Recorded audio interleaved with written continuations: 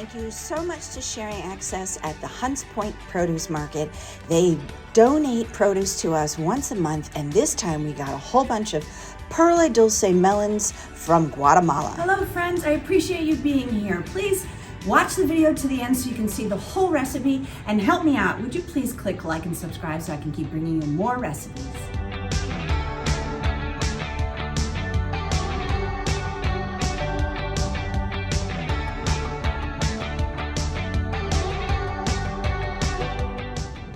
Here's our beautiful Perla Dulce Melon from Guatemala. We got a whole bunch from Sharing Access. Thank you for the donation. And now what I'm going to do is I'm going to make an agua fresca, which is a refreshing drink using usually the inners of melons. You can do this with a honeydew, cantaloupe, or even some watermelon.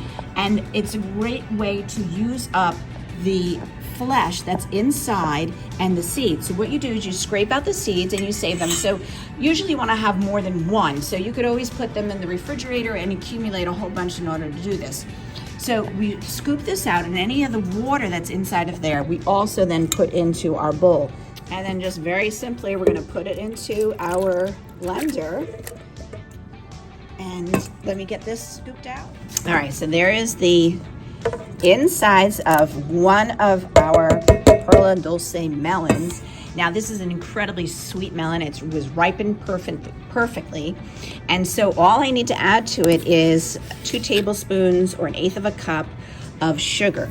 If your melon isn't as sweet, hasn't ripened as much, you're gonna put in a little bit more sugar. And then we're gonna fill this up with water. So I'll get it over here, blender, and I have 4 cups of cold water to the flesh and seeds of the inside of 1 large melon, and we're gonna then blend it on high. All right, let me pulse it, and then